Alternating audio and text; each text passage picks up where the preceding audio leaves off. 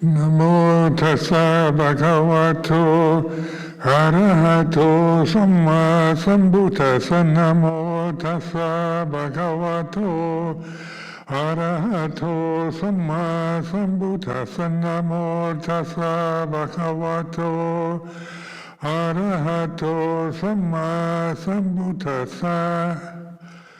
Buddhaṃ Dhammaṃ Sanghaṃ Namassāmi.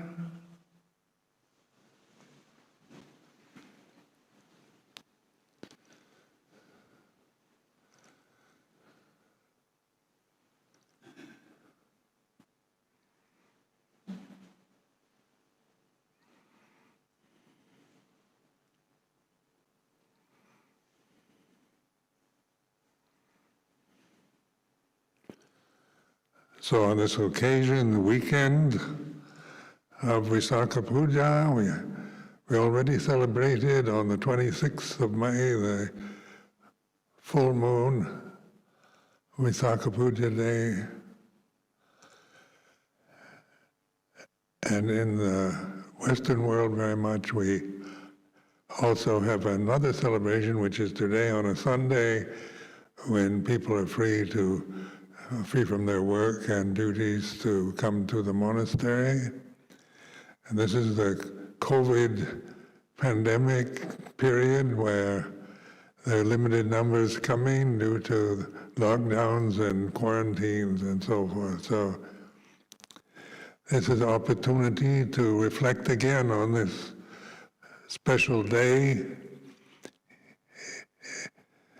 It's become an international day, and is greatly appreciated and recognized. The Buddha's message has resonated for over 2,564 years to this very present moment, that we can reflect on it, express our appreciation and joy at having discovered this marvelous teaching. So the official interpretation of Vesākha Puja is springtime, a celebration of the life of Gautama the Buddha, and his life is born, enlightened, and passed away. So these three events, two of those events are available to any of us, birth and death. So all of us gathered here, the result of being born is like this. You have a form, eyes, ears, nose, tongue, body. You have a mind that thinks. You feel pleasure, pain, heat and cold, hunger and fatigue and so forth through this form. And this is, at the time of the Buddha, Gautama the Buddha, his form was the same as ours. Human form, with the same possibilities and same karmic conditions. So the law of karma is about birth and death. What is born must die.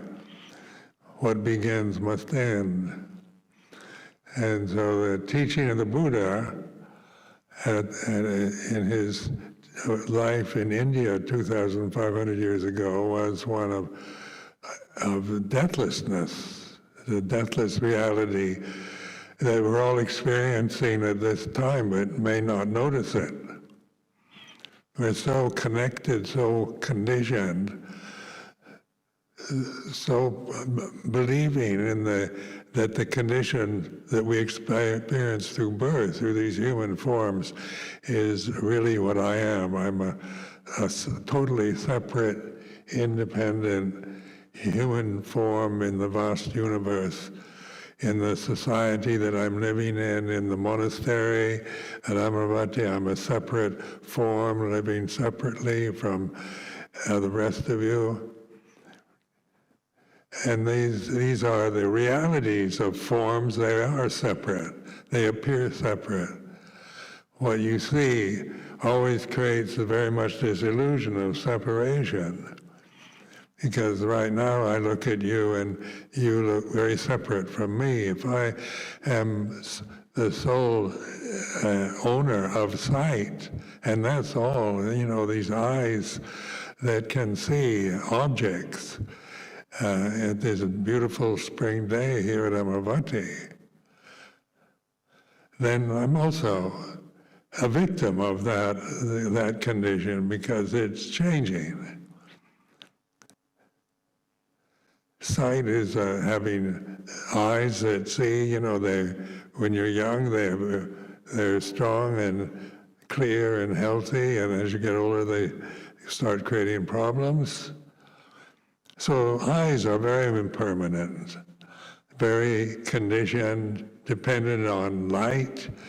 At nighttime in the dark you can't see, but you can still feel and you can still smell and hear and taste, touch and think. But so much of us are very conditioned to see the world through our eyes. The real world is what we see. So, the real world is the trees, the flowers, the buildings, the sun and moon and stars are all these feel very separate because they're objects of eye consciousness through seeing. And so then when one's vision begins to diminish with old age, then you don't see so well, and you have to wear glasses, you have eye treatments and so forth. So this is the result of just the aging process. What was born so many years ago is now very old. So the eyes are very old eyes, and they're like this. If I see this in a personal way, personally, as a personality, as a conditioned personality, I want to have perfect vision forever. I don't want to be an old man and have to depend so much on other people. And, personality is quite independent. So the personality is created after birth. Personality is a condition that we strongly identify with our character tendencies, our likes or dislikes, preferences, desires, wishes, fears, greed and anger, and all these feelings, emotions. This is a feeling realm that we're experiencing through form. Forms are all about feeling. So, feeling can be pleasurable, can be painful, can be neutral. Through the senses, on all the sense levels of seeing, hearing, smelling, tasting, touching, thinking. So these conditions are what the Buddha was pointing at when in this Vesākha puja reflection. The birth is the past, it's a memory, even though none of us probably remember being born, but it seems obvious, logical, using reason that these forms were born. My mother told me I was born, and I never doubted that. And the proof is that I have to live with this aging form till it dies, and it will die in the future. So death is the future right now at this moment. Right now while you're listening to me reflecting on Dhamma, the past birth is a memory, what you've been told, all your memories of the past, even yesterday is the past, even this morning is the past. The future, anything's possible you imagine if you're still healthy enough, but we know death is definitely in the future at this moment as these forms experience conscious awareness as they are aware at this moment, the timeless reality of here and now, we don't notice that because the personality is based on past memories, on habits, on conditioning. So we all have different personalities, and from different cultural backgrounds, different generations, different genders, so that these differences are all about conditioned phenomena. They're the earth, fire, water, and air elements. They're the forms that we identify with, and they're all ephemeral, changing, unstable. So if you wonder why you suffer, if you can't figure out why you suffer, it's because you identify with suffering itself. You attach to the forms which are unstable, uncertain, dependent on space. So space, there'd be no room for forms if there wasn't any space. So space is very obvious, as we just witness it through seeing. In the temple here, we think the space is in the Amaravati Buddhist temple. But then, as we expand, we see that the temple is in space.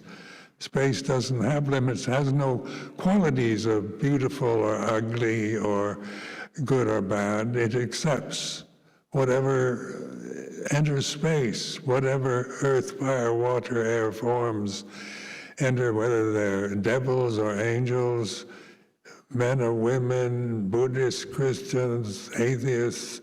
The space doesn't object or make judgments, doesn't really care, because it's here and now. And it is immeasurable. You can't measure space.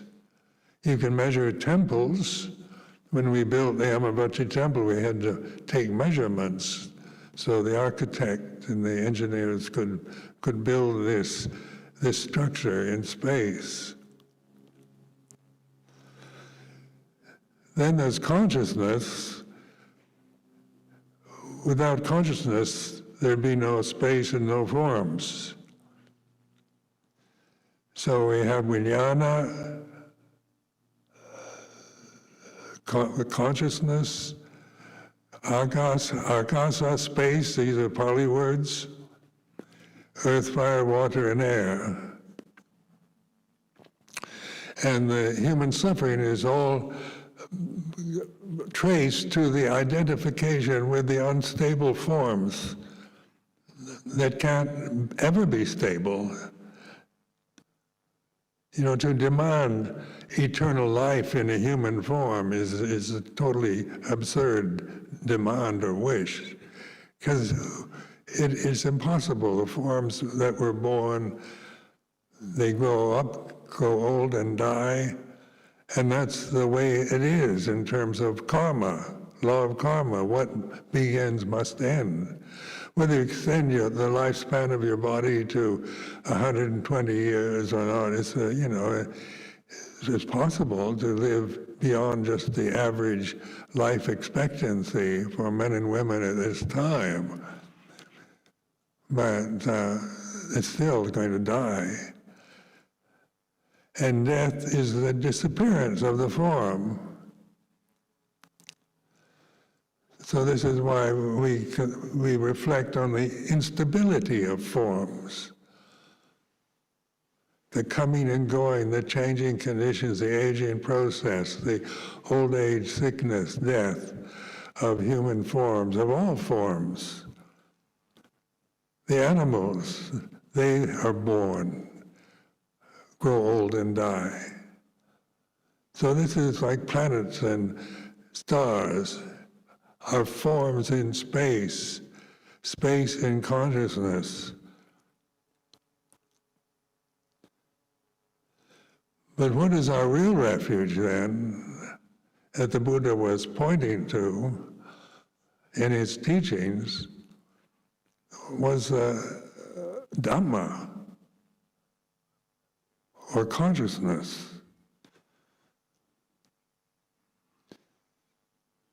So consciousness makes everything possible, or Dhamma. So you have skillful Dhammas, unskillful Dhammas. So the Dhammas, are still forms in consciousness.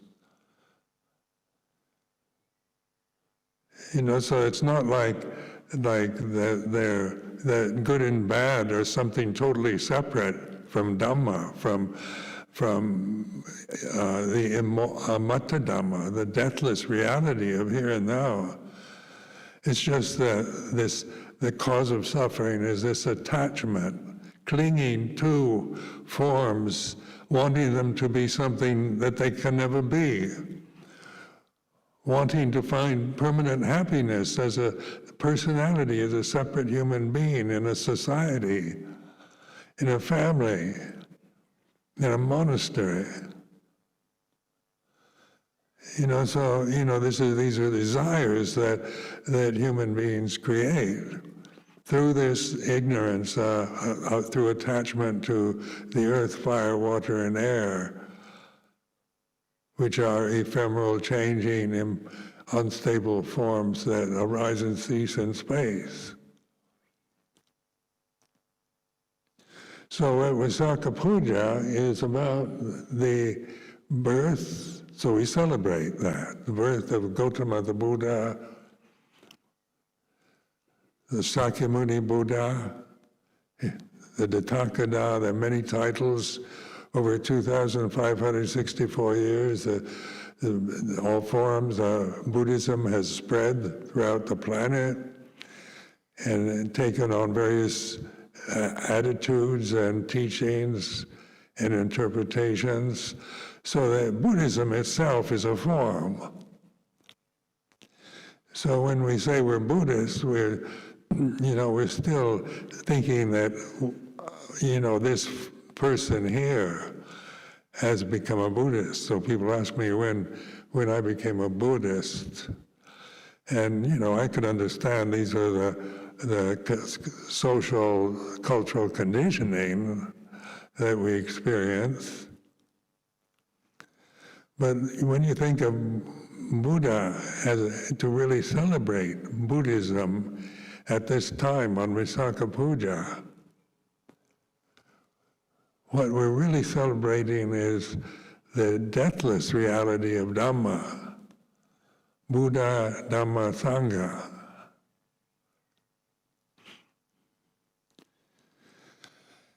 So we find ourselves living on a planet that is also unstable, as we're very much aware of through the media of this present time, where there's endless reports, the kind of rather scary reports of climate change and meteors in outer space, and talking about space travel and going to Mars and other planets, because the Earth might change it to become an unlivable space, unlivable form to survive on. So we keep thinking of looking beyond to other planets that, in reality they don't look very pleasant. In spite of pollution and problems with the planet Earth, it still looks like the best place to be living. This is just a personal opinion. But the human mind is like that. It's a form. The thinking mind, the emotional habits we have that we still so strongly identify with. So the thinking mind, we, in modern civilization or modern society, we kind of praise reason and logic as the highest attainment for a human individual. To think, to use the thinking process with reason and logic. So it's logical, but reason and logic are conditions. They're untrustworthy too. They're very, admirable in themselves. We appreciate when people are reasonable, But we also experience emotions, feelings that are not reasonable or logical. They arise, just a look, a glance from somebody an emotion in us can arise of pleasure or anger or doubt or worry. Just the news of the day, when you listen to the radio and hear the news about the pandemic, the COVID pandemic, it creates a sense of dread or hope, hoping that it'll end, or fearing that it will go on and on.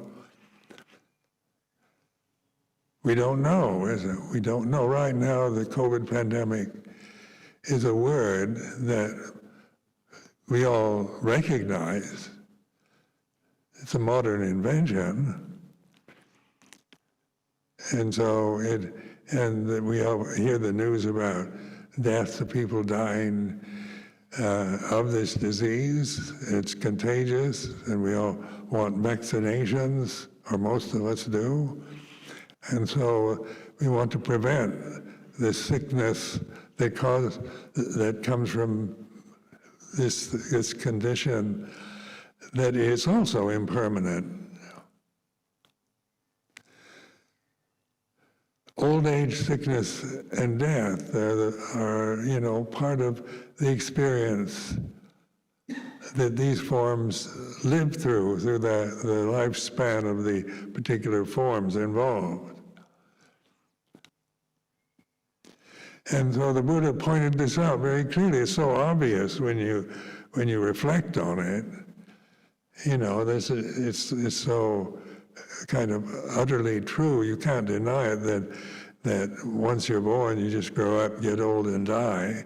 But it's kind of bleak, isn't it? It's logical, and you can understand it and accept it on the intellectual level. We all know we're going to die, but we don't like to think about it or worry about it. We like to think of good health, happiness in life, and personal fulfillment, and meaningful life, a life that has meaning and purpose, that is, we leave happy memories behind us when these forms pass away. But death itself is something that we, in polite society, you don't really want to talk about it. If you go to a birthday party and say, well, because you're born, you're going to die, that would not be politically correct or socially acceptable. But that's a truism. It's a fact. But the opportunity we have, that I've pointed out many times, between these 2 points of beginning and ending, birth and death, is enlightenment. And this is the whole thrust and essence, the heart, the soul of Buddha's teaching, pointing to the reality of here and now. Dhamma, this word, as we use it in English and in the Thai context in Theravada Buddhism, is translated as ultimate reality.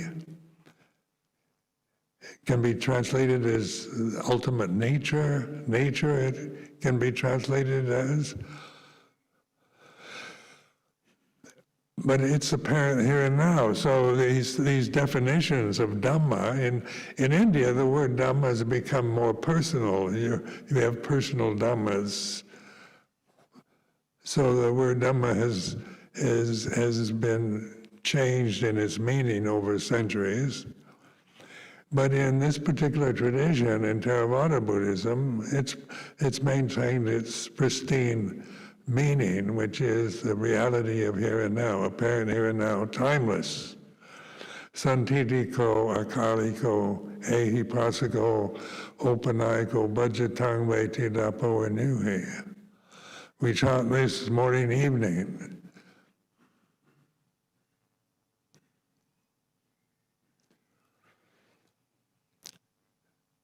So apparent here and now means it's not something you don't have.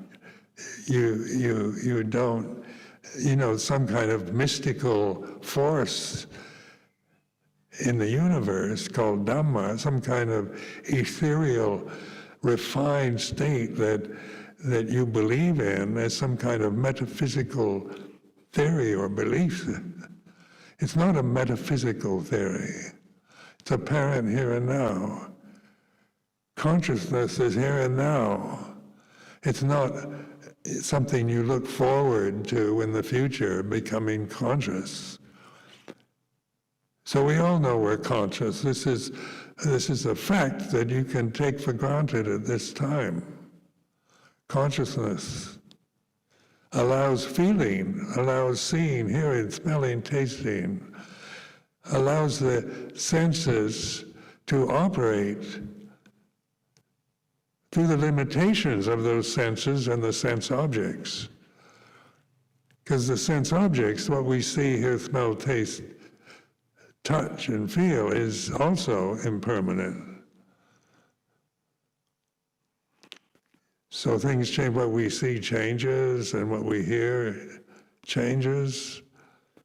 Smell, taste, touch, thoughts, memories come and go.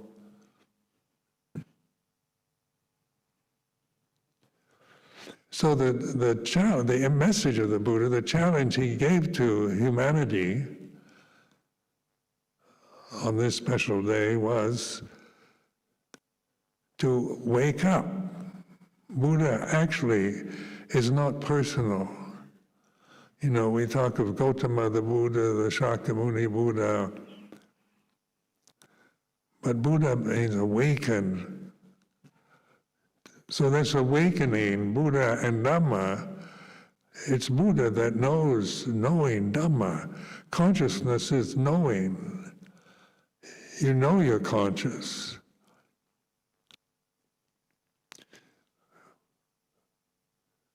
So Dhamma is apparent here and now. It's a fact. It's not some mystical force, some ethereal state that you have to find through years of meditation. It's learning to awaken. So when we chant Bhutang Saranang Gacchami, taking refuge in awakened, mindful attention here and now.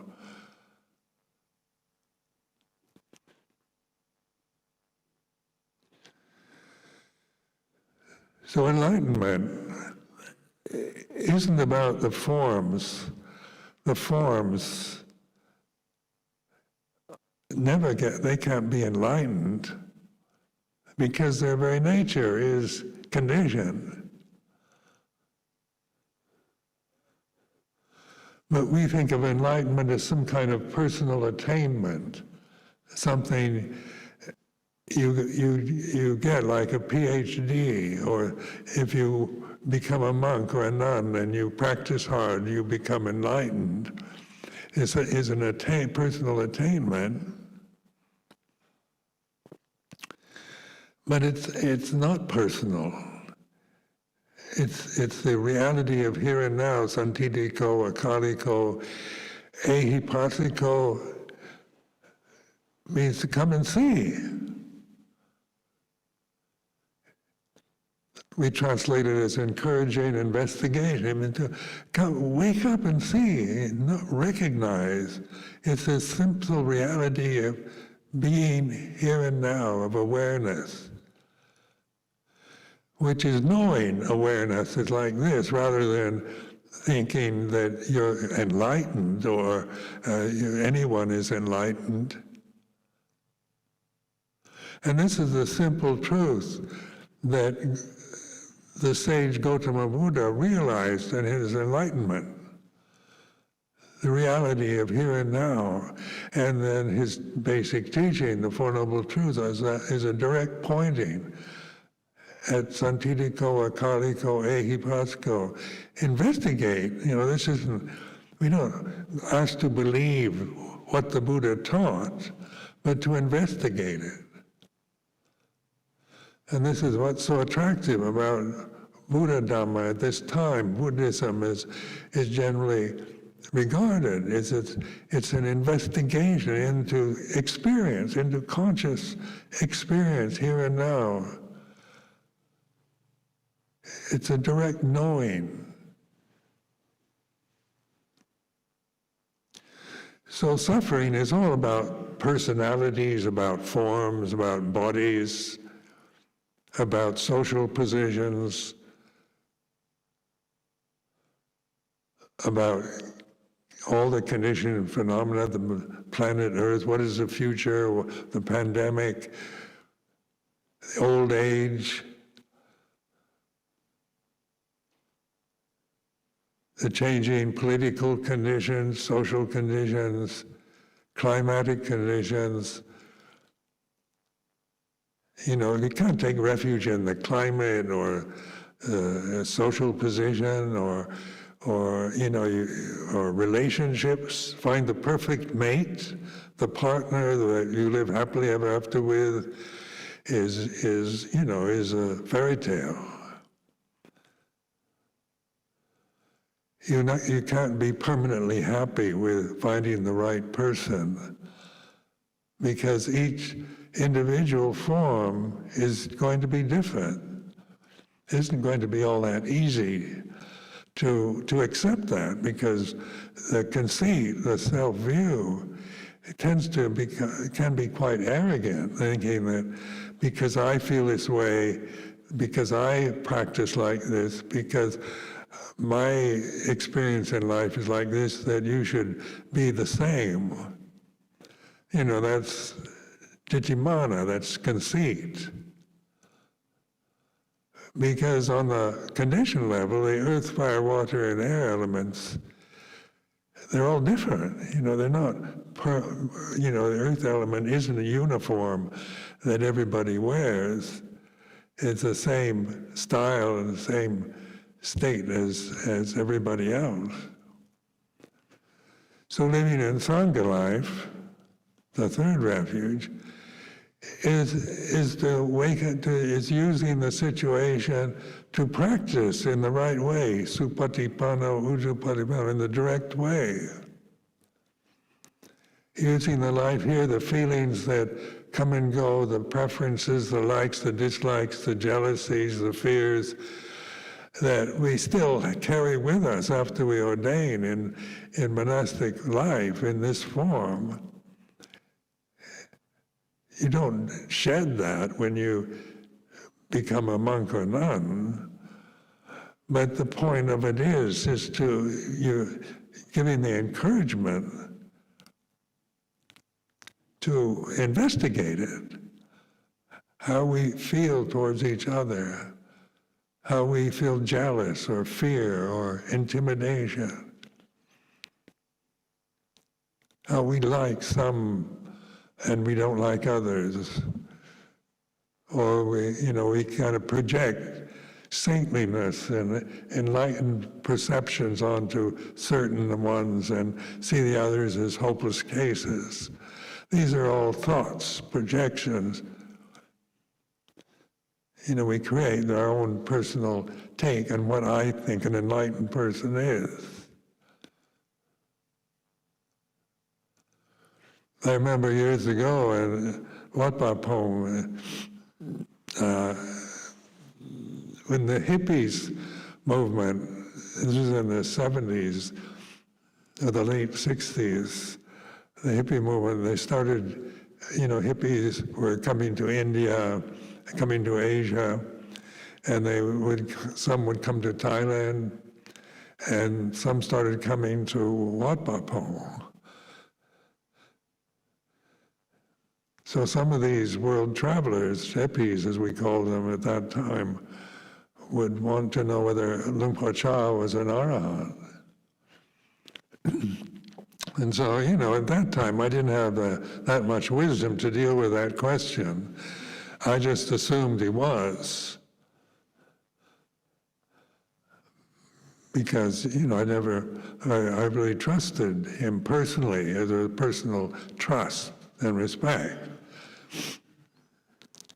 And I didn't know what an arahant was anyway. But I thought if anybody was, it must be him.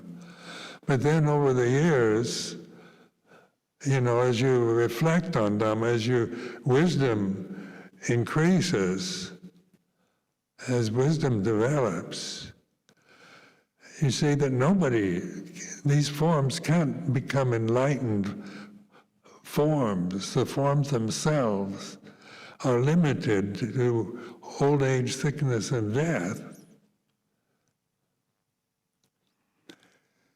But the Buddha wasn't pointing to his form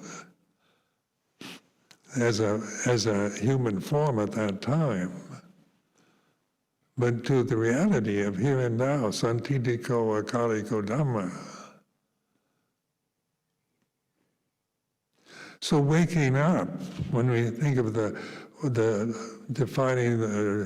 using the words wake up for the word Buddha or mindfulness, it's the simple reality of seeing that you're not what you think and believe and identify with. Because you can't control them that much. You can't make yourself younger, or only think good thoughts, or only have happy memories, and be happy and loving and kind and compassionate all the time, wherever you are, with whoever you're with. These are ideals, beautiful ideals. But that's not going to happen, because the forms are conditioned. They're subject. They're not really human, individual, separate selves. That's an illusion. What is unitive is the conscious awareness. The Buddha, Dhamma, Sangha, as we use these terms in this form.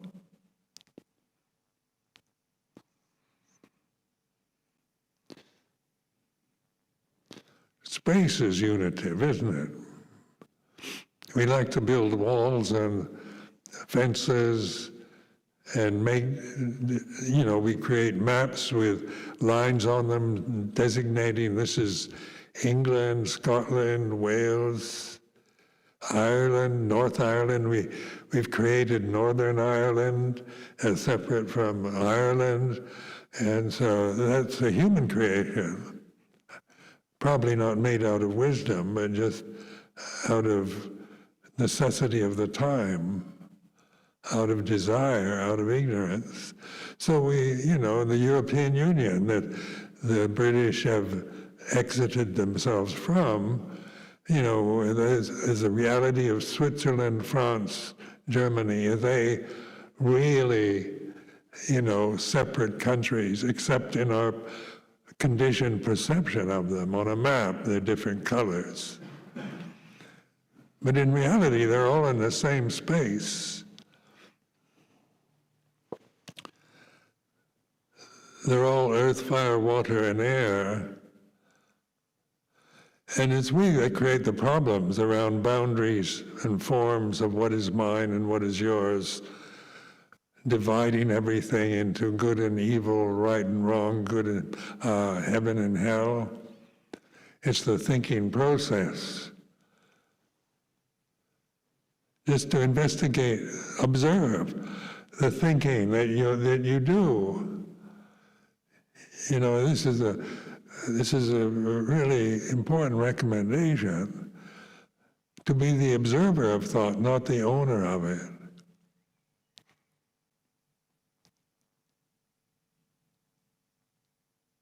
So that's Bhutto, Dhammo, Sangho, Buddha, Dhamma, Sangha, that's apparent here and now. When we try to figure it out intellectually, then you're going to be caught in doubt. Does Ajahn Sumedho really know that? Or doubt about me or belief in me or projecting something onto this form, sitting here speaking like this, you can be aware of that.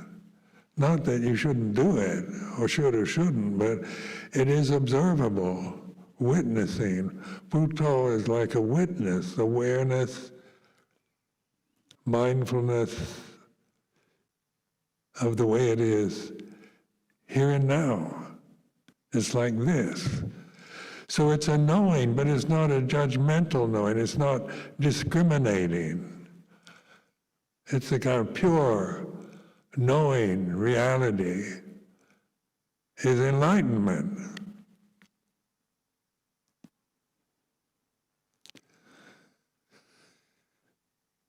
So it's like this.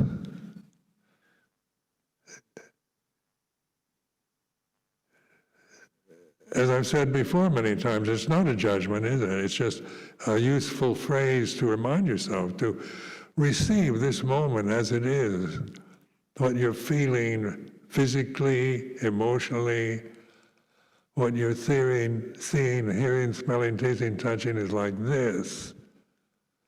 It's not about whether it's right or wrong, good or bad, true or false.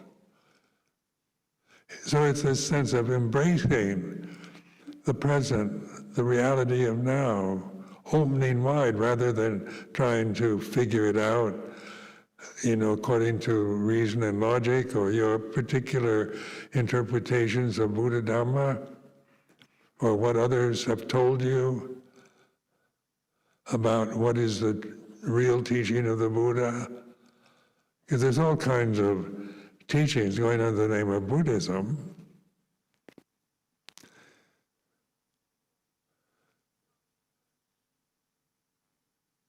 So we get influenced by other forms of Buddhism, by what others say, by various views about practice of meditation, about which is the real teaching of the Buddha, the true pure teaching, what isn't, what has been added after the Nibbana of the Lord Buddha 2,564 years ago.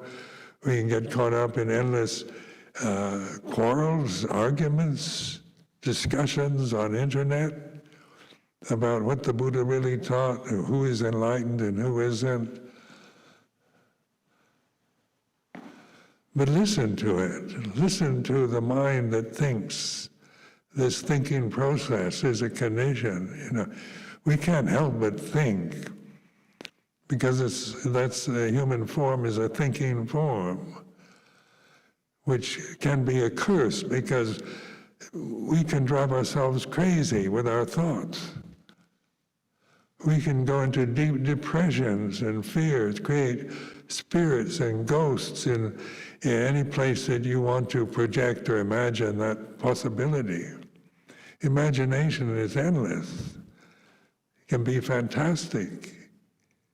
It can be practical. It can be realistic forms or phantasmagoria, abstract, sensible, beautiful, ugly.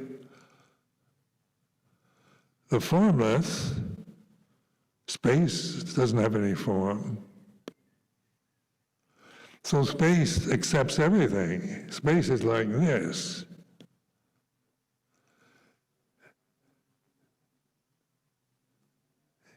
It's not about right or wrong space. Space is like this. And these forms couldn't possibly manifest if there was no space. So space is condition sine qua non. It's necessary for forms to manifest. But can you take refuge in space or in conscious awareness of space? This is a question to ask yourself.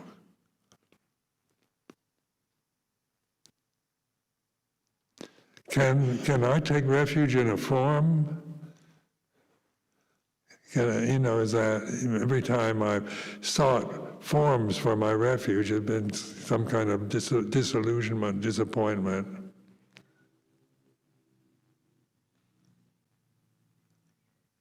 Seeking the perfect monastery, the perfect teacher.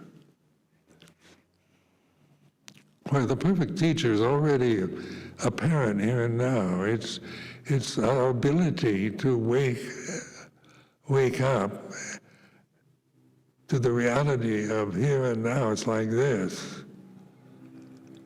And whatever this kind of teaching, how do you respond to it, react to it, is observable. Because the thinking mind can make it into a problem. What does he mean, wake up here and now?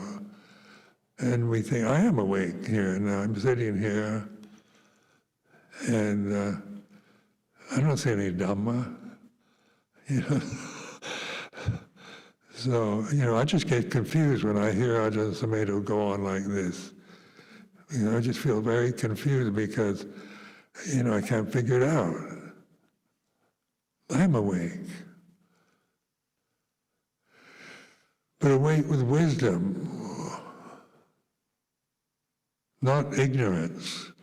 So on a personal level, you might know your body, your conscious, experiencing conscious reality through the form, which you regard as yours, as you. So you think you are awake because you identify with being awake in a form. But consciousness is formless. It has no dimension. And awaken to Dhamma, Buddha, Dhamma, those two words are very important. Awaken to reality. Don't wait till next year or next lifetime, because that's another false identity, another delusion that you create.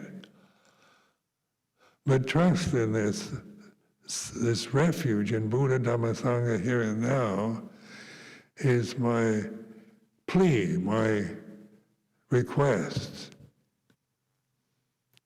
So if what I say is confusing, confusion is the condition that arises.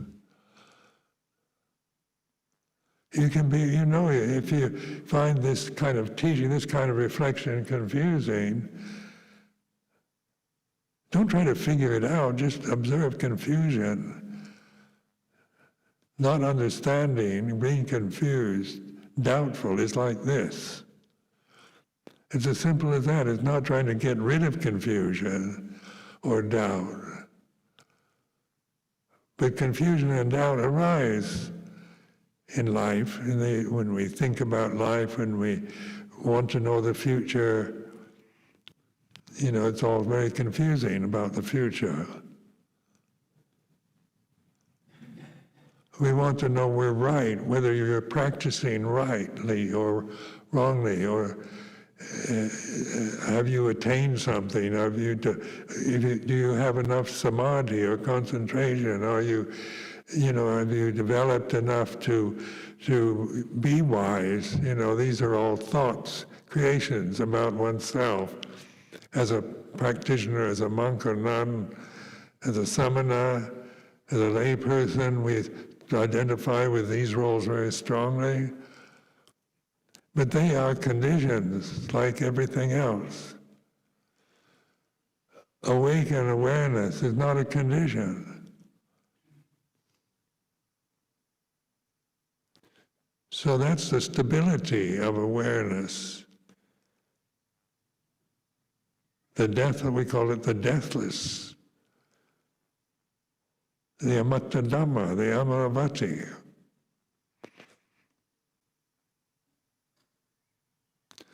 So today, I encourage you to reflect on what has been said and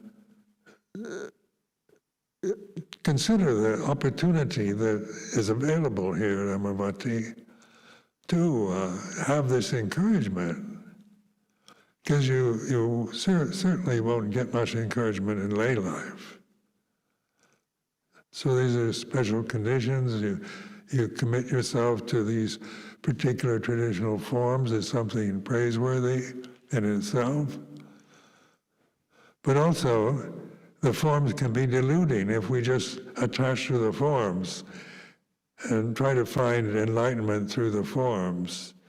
It's this continuous reflective awareness, using the way one is, not trying to be like somebody else, not trying to become like somebody else, but the way you are as an individual with your personality, your physical form, the way it is here now is like this. It's a kind of embracing things as they are without judgment. So this is liberation from birth and death. So enlightenment is the liberation from the birth and death. So this is what we really celebrate on this auspicious day. And I offer this as a reflection.